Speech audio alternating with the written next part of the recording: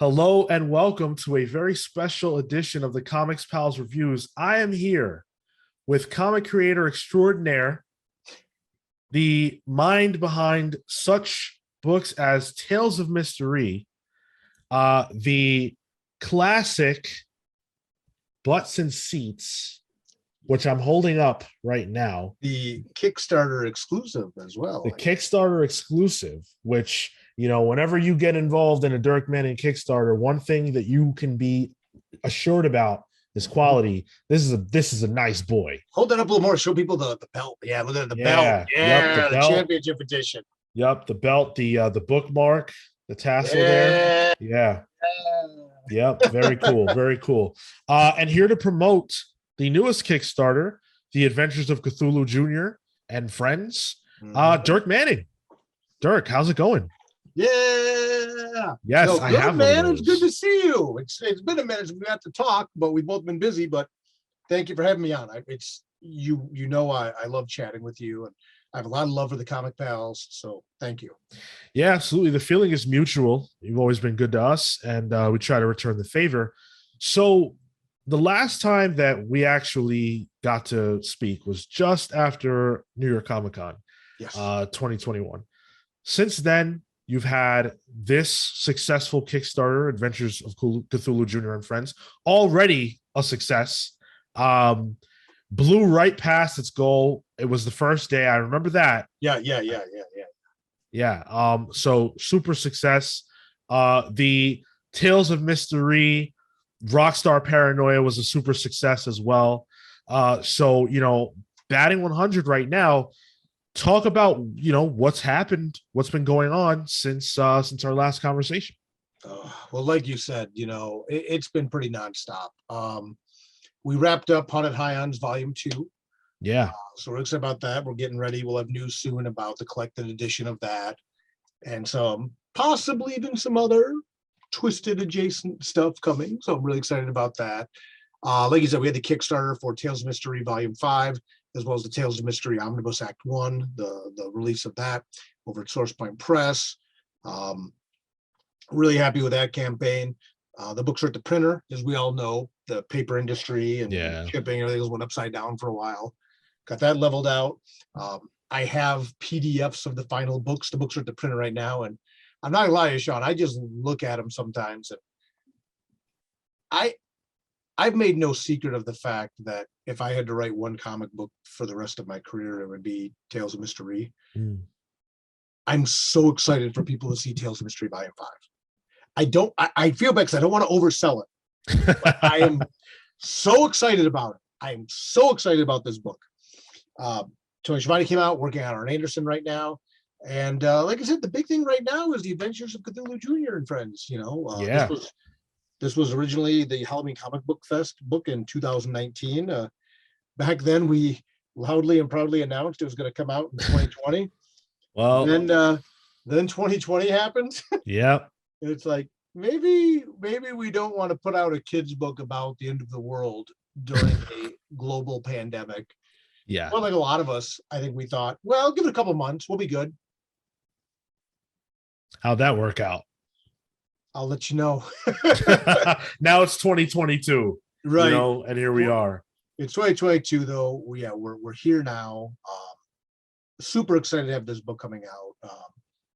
I've been staying busy, obviously. And Cthulhu Jr., it's interesting. This is a book that, in my mind, is like a brother or a sibling book to Hope.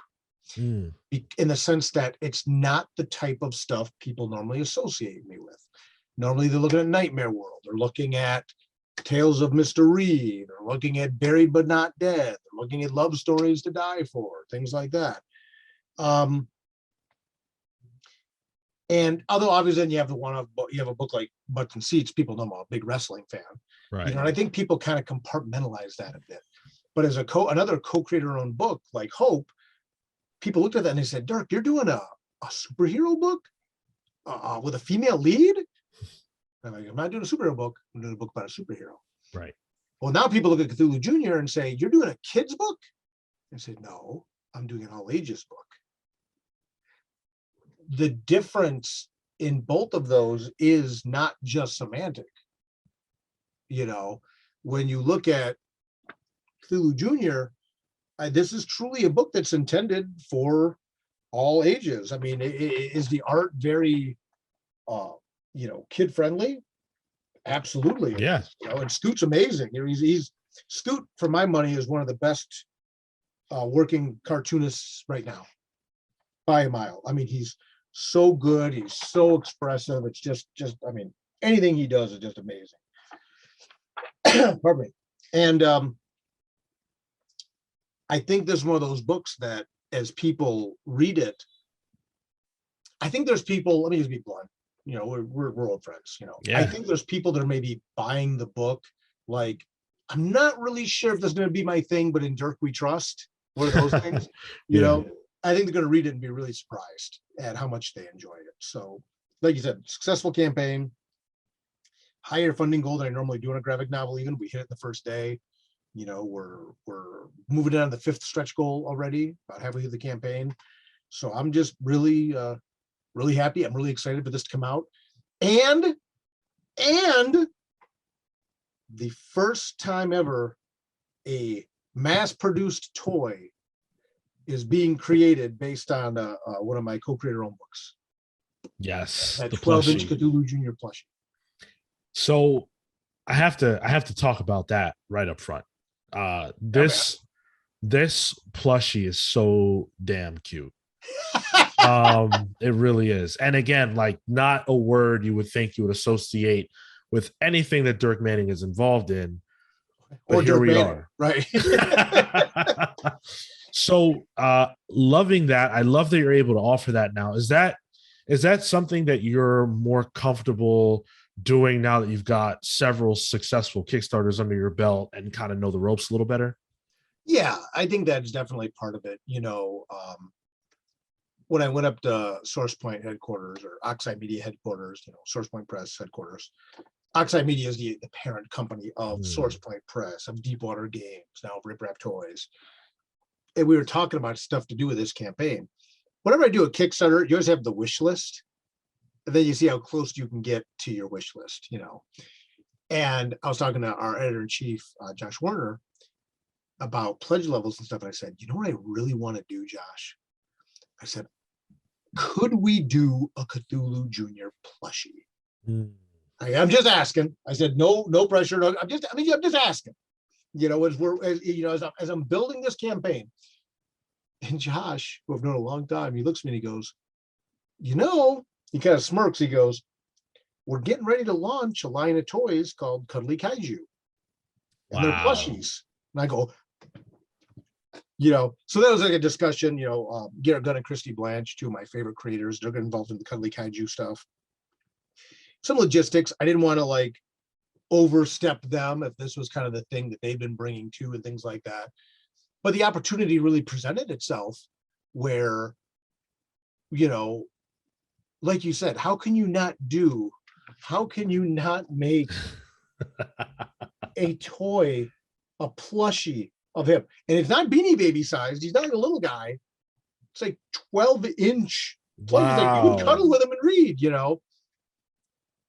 I mean, it looks a lot smaller in the actual images that are on the Kickstarter page. By the way, we're talking about Adventures of Cthulhu Jr. and Friends on Kickstarter. You can go to CthuluJr.com. Now, obviously, Cthulhu is not a word that anyone knows how to spell off the top of their head, which is its own set of challenges. You have to be a dark sorcerer to be able to just get that to roll off your tongue or off your fingers, as they say. So I'm going to actually spell it out just so people know how to get there. That's CTHULHU Jr.com. Yeah, JR. Not don't JR. spell it out. So it's CTHULHU JR. JR. Yeah. Jr.com. Yeah. So this plushie looks a lot smaller in the pictures than what you just described. That's a lot more exciting. Yeah, even more exciting. Yeah, it's a 12-inch plushie, man. He's like a little Beanie Baby. He's big, and again, based on Scoot's design. When I told then Scoot that we could do this, he's like, okay, but I want to see it to make sure it's going to honor my character design. And when we had the picture of the prototype, Scoot's like, he's like, wow. He goes, that's really good. I wasn't sure if they'd be able to pull this off. I go, yeah, that's it, man. Source Point, we do good work. Oxide, we do good work. Rip Rap, we do good work. So it's really exciting. I'm excited to be able to offer, free US shipping on the whole campaign. That's something else that's very important to me. That's huge. So if you go to CthuluJr.com or go to Kickstarter and type in Cthulhu or Cthulhu space JR Jr., all the prices you see is what you pay. No hidden fees, no surprises. No, we're going to tack on shipping at the end. This is it. If you're getting the Gimme Everything, which is $80 for the hardcover, the plushie and the shirt, that's it. If you're doing $60 for the plushie and the book, that's what you pay. And then you get all the stretch goals as long as you have a book involved. So I'm very fortunate to be able to be in this position where I can do this stuff. I know that, and again, going to Source Point and like, hey guys, can I do a 12-inch plushie Cthulhu Jr. dough? Like, yeah, or like with Mr. E when we did the video, we did right. the mobile game that'll be coming out. It's fun. It's really fun. I'm very excited to do this stuff and very grateful to do this stuff. Being with Source Point is, even now in official capacity, is just really an amazing experience. And I'm grateful and I'm excited. And again, this is one of those books that I think that's going to have real long legs as more and more people check this out and see, oh, this isn't just an all ages. This isn't the Dirk Manning kids book. Right. No, this is a Dirk Manning book that just so happens that kids can read it too. Yeah, and I think that's an important distinction. The first issue is actually available to read free on the actual Kickstarter page, which is pretty cool. Yeah. And you definitely get that vibe. I think that all ages tag is certainly appropriate. And it doesn't feel like I was reading through it and I didn't feel like, sometimes you feel like you kind of have to dumb yourself down a little bit, or, you know that it's like cute and fun, but it's definitely for children, and adults shouldn't really pick it up. This is not that. This is not that. This was a lot of fun as an adult. And if I had a child, I would be able to have fun with it and then pass it off. And I feel good about that choice. Yeah. And that was it's funny when Scoot and I, I've talked before, maybe even on this podcast at one point, how Scoot and I, we plotted the beats to the whole book in about a 2.5-hour car drive. We knew the plot and it just bam, bam, bam, bam, bam. It just fell right out. Wow. Which is funny because he normally does mainly more kids books. And obviously I do more horror books. So then when I started, we riff back and forth on this, we hit our beats. He's taking notes as I'm driving, I'm like, okay, do this. And he's like, yeah, then we'll do this. Again, this is so, and I realized it's something I'm devaluing the writing process. That's not what I'm doing. We knew the story we wanted to tell, but we hit the beats for how to break all 5 issues in a car ride. This is what it was. Yeah. Then I started to go back and script it. So I go back and script it, and I script the first issue and I sent to Scoot, and he's like, this is really good. I really like this. It's exactly what we talked about. He goes,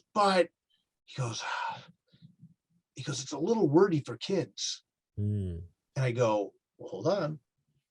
I said, one, I know I'm a little bit verbose sometimes. I know that. I said, but 2, I said, remember, this is not a kid's book. This is an all ages book. Now, kids, like you said, kids can read it and enjoy it. What's funny, I think, is kids are gonna get different jokes and get different things about it and relate to different characters than we will. Right. I think adults are going to relate more to like the Dastardly Dirk character, and the plight he's going through. Kids are going to like Penny, and they're going to like Junior and stuff like that. Even grandparents, they'll look at characters like Arnie, who's taking in his nephew, for the summer, which is Cthulhu. I really wanted to make sure that anybody could read this book and hopefully on some level find a character to identify with, but also make it accessible. I have over the years taken heat over the fact that I defended the Twilight books. I didn't defend them because they're well written. you can argue pretty fairly that they're not the best written books that have ever been published. But I defend them vigorously because they were an entry point to horror and the horror genre, which I love, for teenage girls. Mm-hmm. You know, and that's very important. You know, we need to find entry points to the things we love for everybody to ensure the longevity of it. And that's not to say that guys can't read Twilight. That's not to say that older women or can't read Twilight, or anybody can read Twilight. I mean, knock yourself out, you know. But people were kind of poo-pooing Twilight. I'm like, no, I said, you're not getting, I'm not saying it's good, but I'm saying it's an entry point to the horror genre for teen girls. That's okay. That's what we need. We need entry points to horror for all ages. You know, when I was little, it was got things like Godzilla movies, right? You know, I mean, we need that stuff. I still love artisan horror, you know, the A24 stuff and all that, you know, the Jordan Peele stuff, all that. But at the same time, I can't necessarily show Heredity or Midsummer to my 10-year-old nephew. Right. You know, when I was young, I got into horror by watching The Twilight Zone with my great grandma. Had a cool great grandma, you know, and there's no blood, there's no nudity, there's no swearing. It's just psychological storytelling. So that's important to me. And the fact that this book is cute, kids can pick it up, just like when I did Hope. You know, when I have the Hope trade paperback. Oops, sorry, mystery. I have not done my mystery custom Funko by my buddy Jason Plowman. Be gentle. That is a very cool, one of a kind. It is a one of a kind. Very, yeah. He's even got the little sigil. Look at that. Oh, that's awesome. I'm going to put him back here where he's a little bit safer. You got to get me one of those. Mass produce them. Well, you know, Twisted got their Funko, so we'll see. Right. But like when I did Hope, right? I cannot tell you, when I have this book up on my table, the amount of young women who come up to my table and just say, I want that. Mm-hmm. I didn't have to pitch it. I start telling them what it's about. They're like, how much is it? Whoop, $15. Boom. They're done. Non-sexualized, strong female character. Yeah, absolutely. You know, and I'm like, this is the scariest book I write, but okay. You know, so again, it's a matter of entry points. You know, for people that like horror anthology stuff, we got Nightmare World. For people that want to follow one central character, the horror noir, we got Mystery. We got Buried But Not Dead, which is just a totally self-contained short story collection. We've got, you know, Love Stories to Die For people that like that kind of more emotionally investing stuff. We have Butts and Seats for the wrestling fans, you know, but it's all also true to the work I do. You can't, there's no book on my table. There's no book, or you know, on High On, so, you know, a horror comedy book with Twisted. There's no book I write that people would look at and read it and say, gosh, it looked like he phoned that one in. Or his heart wasn't in that. My heart's in everything I do because I choose my projects, and these are projects I like doing. And this is important to me, just having those entry points for different people to get different stuff. Well, you know, obviously the world has really, there's been a lot of strife and turmoil over the last few years. And, you know, COVID really took away cons for a while. Right. A lot of creators had to pivot in order to still get their books in front of people and, you know, sort of maintain that relationship that they had built through conventions. And I think that left a lot of creators sort of in a space of not really knowing how to proceed and kind of lost in the wilderness. And so one of the benefits that you have kind of had of being not just a road warrior, but someone who had made a base on the internet and had familiarized themselves with a lot of this stuff before other creators were really on this, Kickstarter included, Facebook included, social media included. Do you feel like you had a leg up? Do you feel like being able to weather the storm by utilizing the internet, something that you're familiar with already, helped to keep things going during the last couple of years that might have been lean otherwise due to, you know, the lack of events. Man, that's a big question that I can answer a bunch of ways. A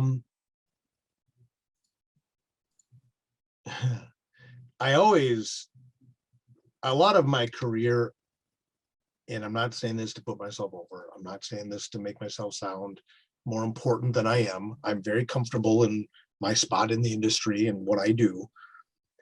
But I've also been, I can say definitively and objectively, I've been ahead of the curve, or at least on the tip of the spear, if you will, on a lot of things, including how to use social media to build your brand, including Kickstarter. I'm not saying I was the first one to do these things. I wasn't.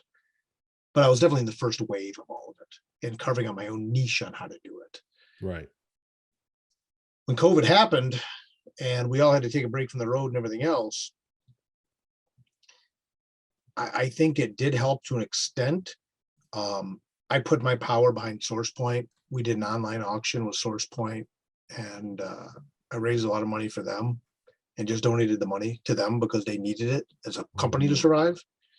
They had a lot more overhead than I did. I didn't lean into online sales like I probably could have, because I don't know if I really have a good reason for why I did. I guess I knew a lot of people were out of work. A lot of people were lean. There was a lot of other stuff going on. Certainly I do. I probably send out books every week or so via orders. You know, people order for me directly things. People order things for me directly. I probably could have capitalized on it more if I really wanted to. What I did do during the pandemic was I did the release, you know, the Quickstarter drop for the Brave But Not Dead book. Right. Put together the book about the stories that had either never been in print before or were collected in other anthologies or were out of print. And this blew me away at how well this book did. This book did, I think, just shy of 15 grand in 15 days, if I'm not mistaken. It's beautiful. That was incredible, you know, and that was really re-energizing. And I spent a lot of the pandemic with, you know, our little team of Mike with Tony Schiavone on Butts and Seats. It was me, Mike Dawkins, Dave Silva, Virginia Joe, Tony Schiavone. We would meet every week or so on Zoom, and we worked on the Butts and Seats book for a year. Came to an Amazon bestseller. You know, the first ever original graphic novel advertised on cable television. You know, so it was interesting because, I guess to answer your question, during the pandemic, I wasn't worried so much about making money as I was about utilizing the time to make content. And now we're seeing that we saw that content in 2021 and even in 2022. But building that brand and being in front of all that stuff definitely helped keep me visible, such a generic word. It made it so that people knew I still existed, I guess. Sure. As opposed to a guy in Artist Alley who didn't cultivate a social media, didn't develop his own website. I think I was definitely farther ahead there. Yeah. Maybe I just should have started and ended there. But so yes, Sean. Yes. Fair enough. Well, you mentioned it, Butts and Seats. I really want to talk to you about this. Yeah. So it's, you know, Butts and Seats, the Tony Schiavone story. Can I show the inside cover? I don't know. Of course. Okay. So here it is. I'm holding it up for those of you watching on YouTube. And it's gorgeous. This is, it just features a bunch of the AEW cast, the wrestlers, standing behind Tony, who's sitting at his computer, assuming typing away, watching something. Right, podcasting with Bug. Yeah, with Bug. It's so cool. It's gorgeous. I love Sting's my favorite one. Yeah, that's Sean. Yeah, that's Sean Daly art. Sean Daly did that. Sean Daly, by the way, really awesome guy. Really awesome guy. Got to meet him at Comic-Con. Very good person. Great guy. So this book's a lot of fun. Butts and Seats.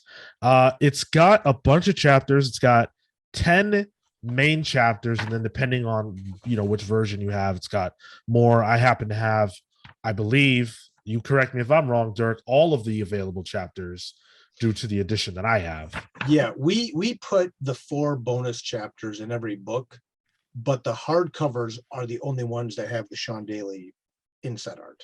Okay. So everyone got all the chapters, the bonus, the Kickstarter chapters we unlocked, but you as a Kickstarter backer with the hardcover, you're the only one that gets the Sean Daly insert art. Well, I feel pretty dang good about that in any event. Yes. But it's a really good book, and like the compliment that I can pay you, and this I think is appropriate for this kind of story, is that there were times I forgot who wrote it. And I say that to say that this is a book about Tony Schiavone's life. Right. And I was so immersed in that reality that I was reading it as if Tony wrote it. I've met Tony. I've spoken to Tony. I've done interviews with Tony. I can hear his voice. So as I'm reading the book, I'm reading it. I got Tony Schiavone in my brain. Right. And it felt authentic. It didn't feel like Dirk Manning writing Tony Schiavone. It felt like Tony Schiavone. And that's tough to do. So kudos on that. Thank you, man. And thank you. And that was very important to me. Part of it was because I talked to Tony for a year, right. So that definitely helps. But, your job as a writer is to immerse people in the world that you're in. This was Tony Schiavone's world. The Arn Anderson book that we're working on right now. We're not doing the exact same model as Butts and Seats. Rather, we're going to have 2 artists. One is going to be depicting modern Arn. One's going to be depicting Arn of the past. So we're going to kind of waffle back and forth that way. My goal would be when you read that book, you're going to read it in Arn's voice and the parts Arn's narrating. So that is a big compliment. Thank you. And ideally, when you read Mr. E, you read it in whatever Mr. E's voice sounds like. When you read the Twisted book, hopefully you read it as Jamie and Paul's voice. Definitely, yeah. When you read Hope, again, working on Hope Volume 2 right now, and oh my gosh, I cannot wait for people to see it. I feel like I left people hanging for so long on that book. But when you read Hope Volume 2, hopefully you're not thinking this is a Dirk Manning book when you're reading it, because you're immersed in that world, right? Right. But when you get done, hopefully you're like, man, that was another good Dirk Manning book. That was my experience here and in the past too, but specifically with this, where I was like, holy shit, this is good. This is really good. I love Tony Schiavone. Oh man, that's right. He didn't write this. Dirk did. Well, I don't want to put it that Tony obviously contributed, but it was your responsibility to take care of this, the scripting aspect. Yeah. And it shined through. So it's a lot of fun. I think if you're a wrestling fan, the other thing that I was thinking about, if you're a wrestling fan, this book is the only way to get this story is through comics. Yes. The What Happened When podcast, that's the name, right? I got that. Yep, What Happened When. That's the podcast that Tony does with Conrad, and that's great. And you get that, and it tells some of this in different ways, but that's a podcast. You know what I'm saying? And there are a lot of wrestling podcasts. There's a lot of YouTube stuff about wrestling, documentaries, all that stuff. The comic book world, though, doesn't have this until now. And so to get Tony's story told in this way, in one big chunk, you've got to come to the comic, and that's so cool that you got this as Dirk Manning, but that comics got this. Thank you. And that was the thing.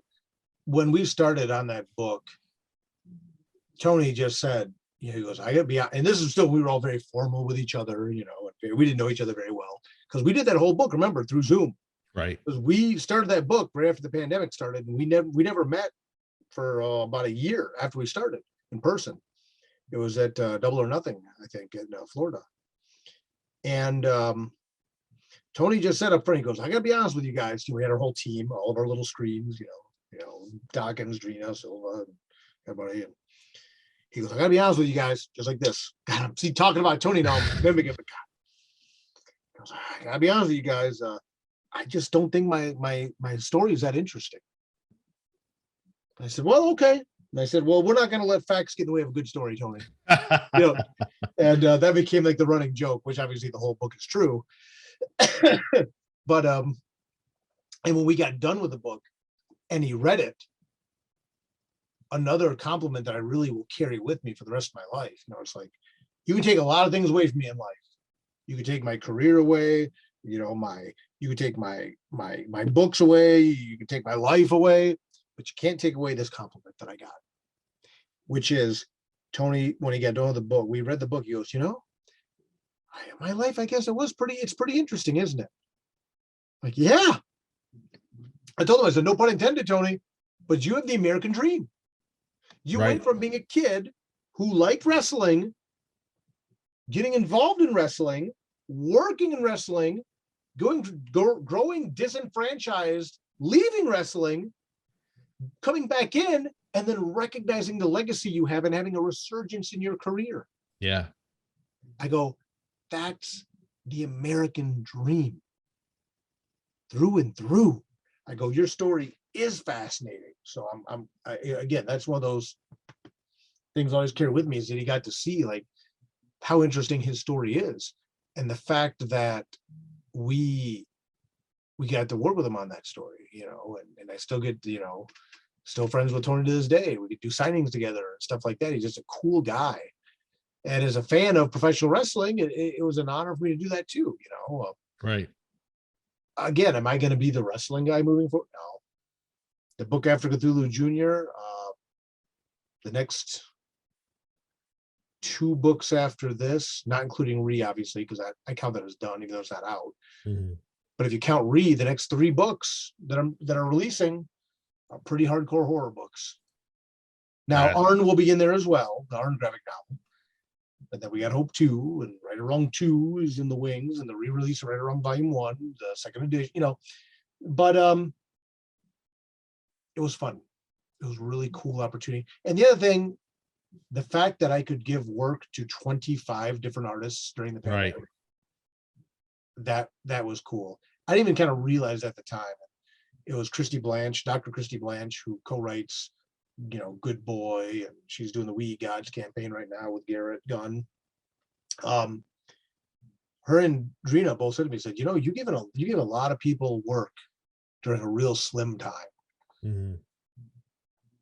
And to me, it's just kind of my nature to try to help people out and give them work and promote them and things like that. And the fact that, so to me, it kind of didn't dawn on me. To me, it's just like, well, this is what you do. And now the fact that 25 different artists can add #1 Amazon best-selling graphic novel to the resume, that's pretty awesome. That's the name of the game. That's the thank you for working with us on this book, so thank you. Yeah. It's fun. Yeah, it's and again, like, I think if you're a wrestling fan, there are things that you will have heard before, stories you've heard before, sure. Maybe told from a different angle. But there's also stuff that you're just really not going to get anywhere else. Especially a lot of the stuff, Tony's personal life, his relationship with his wife, his lean years and working multiple jobs and having a difficulty with making ends. Like, there's a lot here. Yeah, so, pushing off his daughter's wedding, working at Starbucks. Right. You're not going to see that in anything else. Yeah. And so, I know this is not the book we're specifically here to talk about, but I had so much fun with it that I want to get into it. I wish that, I had this in hand the last time we chatted, because I would have loved to have done like a whole deep dive into this. This is good shit. It's just good and fun. Well, maybe, and I can't speak for Tony because he's busier than ever these days, but maybe down the road we get together and we do that. I'd love to chat. You tease me, Dirk. Oh, I'm not good enough. Just I've been on the show 15 times. I gotta dusty up for you. Is that the count? Is that what we're up to? I don't know. I don't keep track, but yeah. it's been a couple. But no, I mean, with Tony, that would be fun just to dive into that book. That would be fun to get Tony on there as like a retrospective. Yeah. And he thought you guys were pretty cool, so I'll put a bug in his ear, man. We'll see what happens. We were pretty cool. We were all right. We were all right. He dropped that video, that audio promo for you guys too. I mean, he doesn't do that for anybody. Oh, that was and that was sight unseen. He didn't even know us at that point. And he, so that was off the strength of you, which I appreciate. But he was really cool at Comic-Con. And, a lot of times, you meet someone that you are a fan of, that and you meet them and it's like, shoot, they're a bit of a jerk. I wish I hadn't met him, right? Wish I hadn't met him. Wish I could have just, kept that idealized version of them and, crystallized. Yes.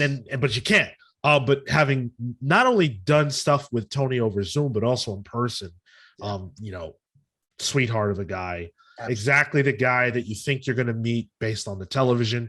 In some cases, depending on what you think about Tony, a better guy. Because if you were a WWF guy in the 90s, Tony Schiavone's not your friend. You know what I'm saying? Like if you were bought in on the gimmick, he was not your friend.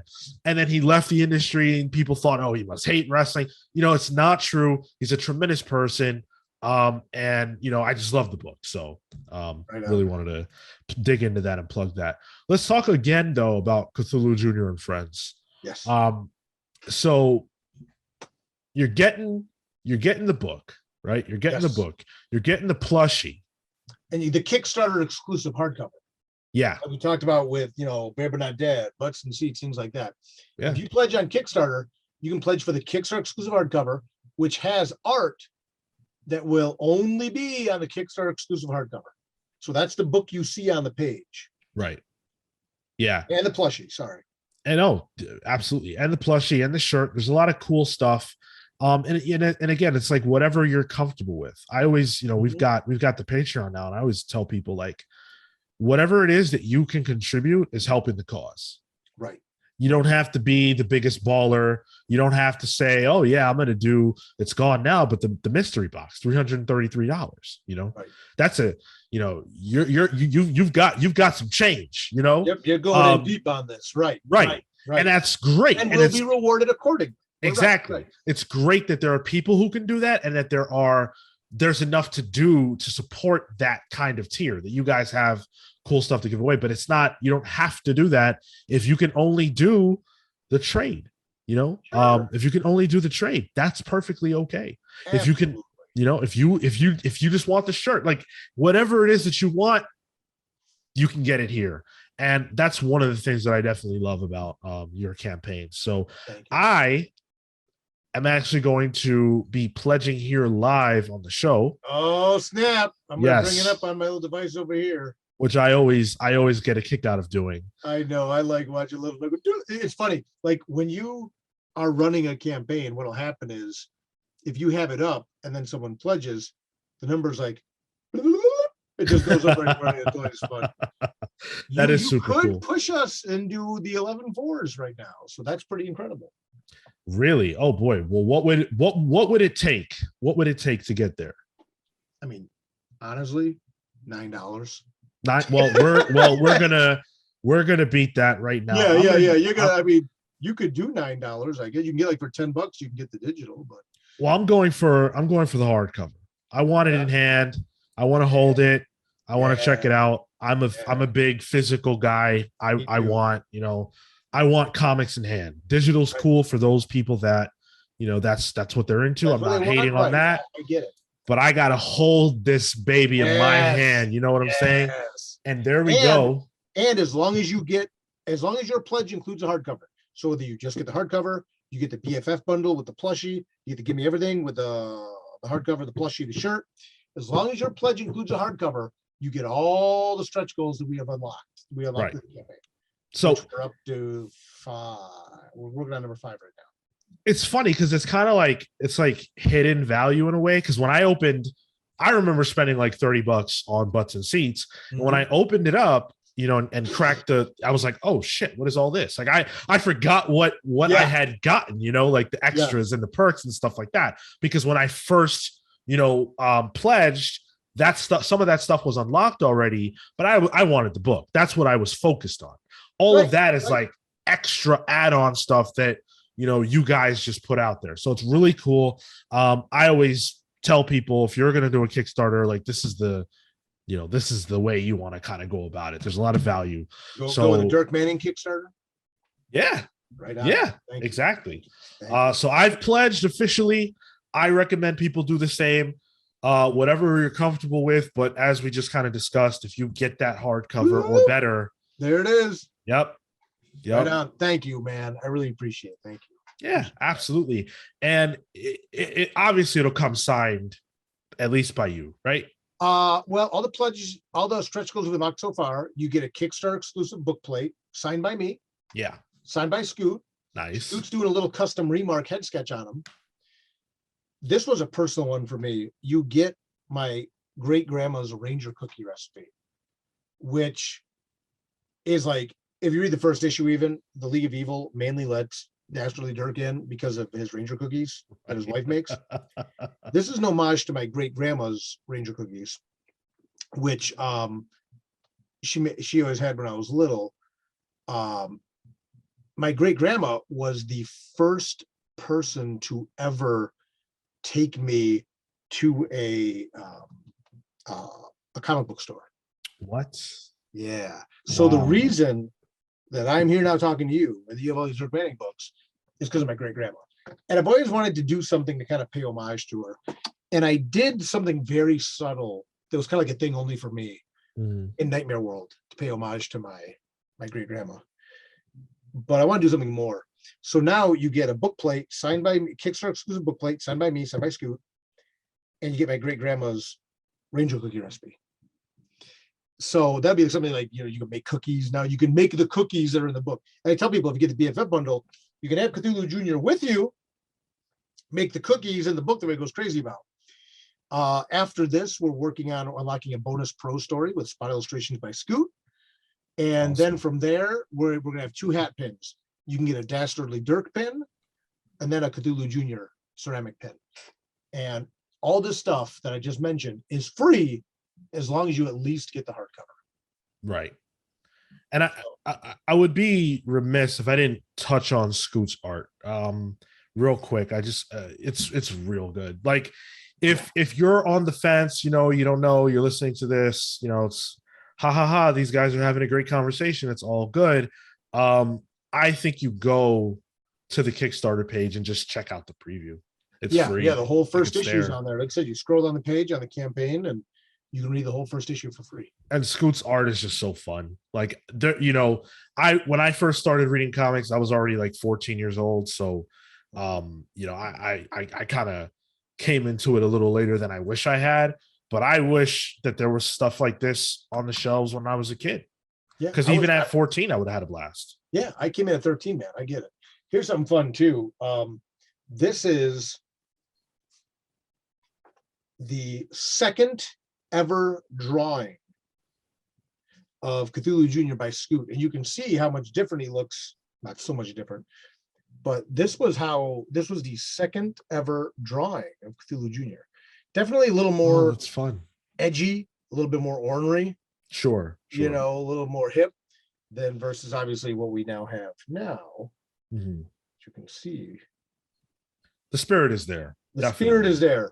Yeah, he was originally a little bit more Dennis the Menace-y, and we can't dial that into more that he's just this cute little kid who happens to be a monster and may or may not be bringing about the end of the world. Don't know. Gotta read the book. So gotta read the book. Exactly. Gotta read the book. Man, you can read the whole first issue. If you go to CthulhuJr.com, go to Kickstarter, type in Cthulhu Jr. You can probably type in Dirk Manning if that's easier. Find the campaign. And you can read the whole first issue for free and see that this is really a book that we're putting together for people of all ages, readers of all ages. Yeah, absolutely. Peek behind the curtain. We are recording this on a Wednesday, right? Yes. And Dirk and I are both huge wrestling fans, AEW fans. Yes. Wear that on my sleeve. Yes. So we are actually sacrificing prime AEW time to have this conversation right now. So hopefully you guys recognize the importance of that. Like, we're not watching. My TV's right next to me. I don't have the show on. I'm like, oh my God, what's happening? But I would sacrifice AEW to sit and chat with you, Dirk. So thank you. Oh, well, I appreciate it. I would too. Don't tell Schiavone because he's gonna bust my chops when I keep this. Like, I got it on delay, dude. We're okay. But yeah, no, I appreciate you very much, man. I appreciate your support. I appreciate your friendship. I appreciate all the comic bells. I appreciate the fact that you take the time to talk about comics in a positive, productive fashion. Even when you're complaining about stuff, I know it's done with love.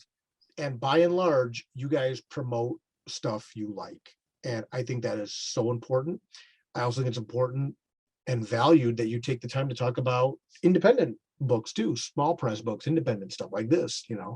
I really appreciate it. It's all very, very important and very needed. So thank you. It's worth giving up watching AW live to have this conversation with you for that very reason and support everything that you're doing. And anybody watching this just because of me, if you're not familiar with the Comic Pals, one of my favorite comic book podcasts in the world. You guys do great stuff and just continue to level up your game every year. So I appreciate you guys. Thank you very much. I'll have you guys know I didn't pay him to say that.